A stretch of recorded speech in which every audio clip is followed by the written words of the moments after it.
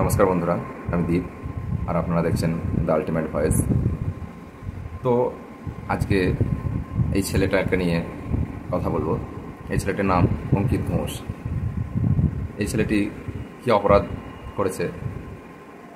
সে WB constable পরীক্ষায় উত্তীর্ণ হতে পারেনি, কিন্তু সেটা বাড়িতে চাপিয়ে রেখে বা সমাজের কাছ থেকে চাপিয়ে রেখে বলেছে সে পাস করেছে এবং উত্তীর্ণ হয়েছে এবং চাকরি পেয়েছে। তাই সে সোশ্যাল মিডিয়াতে ডাব্লিউবি কনস্টেবলের ড্রেস পরে সমস্ত অনেক রকম পোস্ট করেছে, যাতে সোশ্যাল মিডিয়া ভাবে যে সে চাকরি পেয়েছে, এবং তার পিতা মাতার কাছেও সে বলেছে যে চাকরি পেয়েছে। তার এলাকার লোকও জানে চাকরি পেয়েছে এবং সে জয়েন করেছে এবং ডিউটি করছে। এটা একটা গুরুতর অপরাধ, এটা সবাই বলছে, আমিও বলছি। এটাকে আমি কোনোদিনই সাপোর্ট করব না। কিন্তু কেন এই ছেলেটা এই পথটাকে গ্রহণ করলো, বা কেন সে নকল পুলিশ সাজতে গেল, এটা আমাদের প্রশ্ন করতে হবে। কারণ প্রত্যেকটা মানুষের ভিতরেই কোনো না কোনো ভালো গুণ থাকে, আবার খারাপ গুণ থাকে। কিন্তু ছেলেটাকে কি বাধ্য করলো কিসের জন্য, সেটা প্রশ্ন করলেই আমাদের সমাজের চেহারাটা পরিস্ফুটিত হয়, বা সমাজের বিকশিত বা সমাজের যে দৃষ্টিকোণ সেটা আমরা উলঙ্গ করতে পারি। কিসের জন্য বলছি উলঙ্গ করার কথা, হয়তো খারাপ লাগতে পারে। কারণ আমরা দেখি ছেলেটা এই 1 বছর যাবৎ নকল পুলিশে যে কী পেয়েছে। প্রথমত সে সম্মান পেয়েছে, তার সমাজের কাছে বা তার মা বাবার কাছে বা সোশ্যাল মিডিয়াতে অসংখ্য লোক তাকে ফলো করেছে, সম্মান পেয়েছে, লাইক পেয়েছে। প্রত্যেকটা মানুষই চাই সম্মান পেতে। আমি বলছি না, এখনও বলছি, কিন্তু আমি বলছি না যে এর পথটা ঠিক, এর পথটা ভুল। কিন্তু এই পথে অগ্রগতি করার কারণে সমাজের হাত আছে। একটা ছেলে যতটাই শিক্ষিত হোক না কেন, যতই উচ্চতর জ্ঞান তার মধ্যে থাকুক না কেন, সে যদি সফল না হয় বা সফলতা না পায়, বিশেষ করে এখন সমাজে সফলতা বলতে গভর্নমেন্ট জব যদি সে না পায়, তাকে কিন্তু শিক্ষাগত যোগ্যতা অনুযায়ী তাকে সম্মান দেওয়া হয় না। এটা আপনিও জানেন, আমিও জানি, আমাদের সমাজও এটাই করে। একটা পিএইচডিওয়ালা ছেলেও যদি সফল না হয় না, একটা সরকারি চাকরি না পায় না, একটা মাধ্যমিক পাস করা ঘুষ দিয়ে সরকারি চাকরিওয়ালা ছেলেকে বেশি সম্মান করে সমাজ, পিএইচডিওয়ালা ছেলেকে নয়।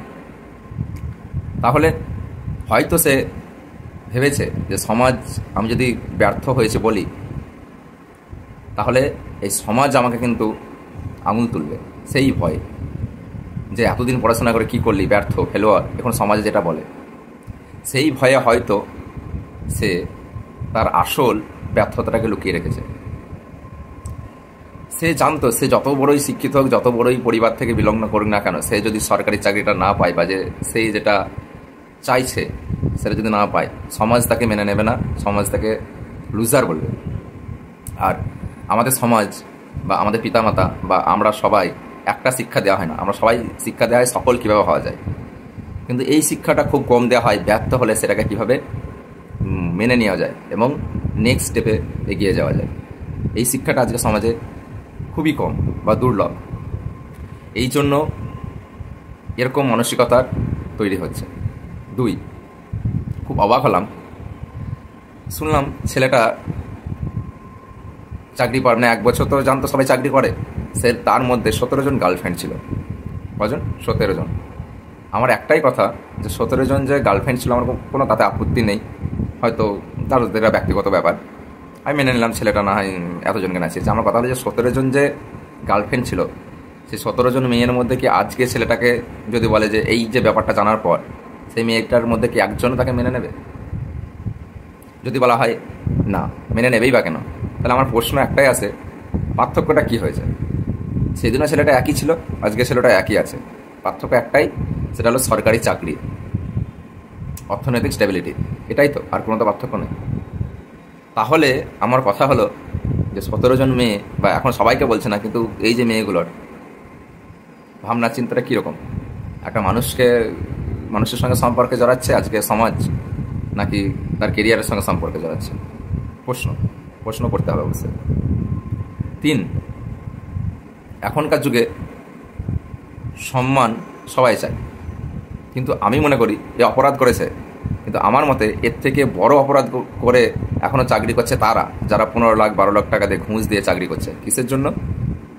কারণ এই ছেলেটা তো অন্য কারো একটা চাকরির সিট খায়নি, কিন্তু যারা 15 লাখ টাকা, 16 লাখ টাকা, 20 লাখ টাকা দিয়ে ঘুষ দিয়ে চাকরিতে ঢুকেছে, তারা শুধুমাত্র নিজে চাকরি করছে তা না, একটা যোগ্য প্রার্থীর চাকরির সিটটাকে খেয়ে সে চাকরি করছে। আমার সমাজের কাছে প্রশ্ন যে যারা 15 লাখ টাকা, 16 লাখ টাকা, 20 লাখ টাকা দিয়ে সরকারি চাকরি করছে, তাদের তো একটা বিকল্প আছে। তারা 20 লাখ টাকাটা ব্যাংকে রাখলে সেখান থেকে সুদ আসবে, সংসার চলবে। বা 20 লাখ টাকা দিয়ে একটা স্টার্ট আপ শুরু করলে বা বিজনেস শুরু করলে সেখান থেকে তারা গ্রো আপ করতে পারবে, ভবিষ্যৎ গড়তে পারবে। কিন্তু আপনার মতো উচ্চশিক্ষিত ছেলে মেয়ে যারা গরিব ঘর থেকে বিলং করে, তাদের তো সরকারি চাকরিটা একমাত্র পথ যেটা সমাজ তাদেরকে সম্মান দেবে। কিন্তু সেসব ছেলে মেয়েগুলো কী করবে? না তারা ব্যাংকে 20 লাখ টাকা রেখে সেখান থেকে সুদ কিনে সংসার চালাতে পারবে না, না তারা পারবে কোনো একটা স্টার্ট আপ খুলতে, কারণ সেখানে 5 লাখ টাকা, 10 লাখ টাকা, 15 লাখ টাকা ব্যবসা স্টার্ট আপের উপর নির্ভর করছে।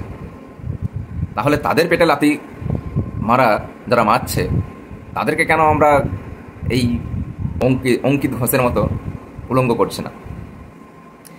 এই ছেলেটাকে সফট টার্গেট হচ্ছে না? আমি বলছি অপরাধ অবশ্যই করেছে, অপরাধের প্রতি যে সোশ্যাল মিডিয়া যেটা করছে সেটা ঠিক আছে, কিন্তু তাদেরকে তো উলঙ্গ করা উচিত যারা অলরেডি এখন গদিতে বসে আছে, 20 লাখ টাকা, 25 লাখ টাকা, 18 লাখ টাকা, 16 লাখ টাকা দিয়ে চাকরি করে। তো তাদের বিরুদ্ধে আমাদের প্রতিবাদ কই? আর সমাজকে তো এটা শেখানো উচিত আগে যে শিক্ষা অর্জন করা একটা আলাদা বিষয়। আমি মানছি শিক্ষা অর্জন করে সেটার সঙ্গে ক্যারিয়ারের সঙ্গে সম্পর্ক আছে, কিন্তু অন্তত যারা ব্যর্থ কিন্তু উচ্চশিক্ষিত, যাদের মধ্যে যোগ্যতা আছে, তাদেরকে সমাজ অন্তত সম্মান দিক। তাদেরকে যদি সম্মান দেয়, আমার মনে হয় নিজস্ব ব্যক্তিগত মতামত, এই অঙ্কিত ঘোষের মতো এরকম ছেলেরা এরকম ভুল সিদ্ধান্ত নেবে না। সোশ্যাল মিডিয়াতে সব লোক দেখানো হয়ে যাচ্ছে মানুষ এখন, এইটা সংযত করা দরকার। আর আমি মনে করি এটা যোগ্য শাস্তি হওয়া দরকার, এবং সমাজের আরও যারা ব্যর্থ হয়েছে তাদের পাশে দাঁড়ানো দরকার। এমনকি সবথেকে কঠিন সত্য হলো, এই 1 বছর আগে ছেলেটা যখন চাকরি পেয়েছিল মানে কি, যখন নকল চাকরি পেয়েছিল তখন তো কেউ জানতো না নকলটা। অনেক তার বন্ধুরা বা অনেক তার ফ্যামিলি বা অনেক তার পরিবারের বা সমাজের লোক এসে বলেছিল যে তুই পারবি, আমি জানতাম তুই পারবি, এরকম লোকের অনেক ছিল। কিন্তু এখন তারা কি বলছে? তাহলে ভাবুন, এখান থেকে আমরা একটা শিক্ষা পাই, সফলতা হলেই আপনার ব্যর্থতার গল্প লোকে শুনবে, আর সফলতা না হলে আপনি যতই শিক্ষকতা অর্জন করুন, আপনার মধ্যে যতই জ্ঞান থাক, আপনাকে মানুষ পাত্তা দেবে না। তাহলে কি আমাদের কি করা উচিত? আমার মনে হয় আমাদের একটাই করা উচিত, সফলতার ব্যর্থতা নিজের মতো করে হোক। সরকারি চাকরি করে বলে কেউ সফলতা হয়ে গেছে সমাজের চোখে, কিন্তু সে নিজের চোখে সফলতা হতে পেরেছে কি? হয়তো হয়েছে, তার এম এটাই ছিল। কাজটা হোক নিজের মনে থেকে, ভিতরের অন্তর থেকে, সমাজের দিকে না তাকিয়ে নিজে কোনটা চাইছো, নিজে কোনটা সব থেকে ভালো করতে পারো, কোন ক্যাপাবিলিটিটা তোমার মধ্যে আছে, এটার উপরে সফলতা ধার্য করা হোক। নিজেকে প্রশ্ন করুক, সমাজকে না। সমাজে কি বললো তাতে কিছু যায় আসে না। সমাজ আজকে যেটা বলছে, কালকে তুমি সফল হয়ে যাও, তোমাকে এসে বলবে আমি জানতাম তুই পারবি, কিন্তু সেই সময় আজকে কিন্তু বলছে আমি জানি তুই কিছুই পারবি না, তোর দ্বারা কিছু হবে না। এটাই হলো সমাজ। তাই আমি এটাই বলবো, ছেলেটাকে যেভাবে উলঙ্গ করা হচ্ছে ঠিক সেইভাবে আমি এখনও বলছি এটা অপরাধ, ঘোর অপরাধ।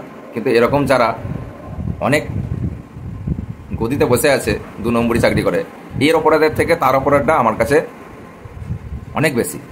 তো আপনাদের ব্যক্তিগত মতামত দেবেন। তো এখানে এই ভিডিওটা আজকে শেষ করছি। নমস্কার, ভালো থাকবেন।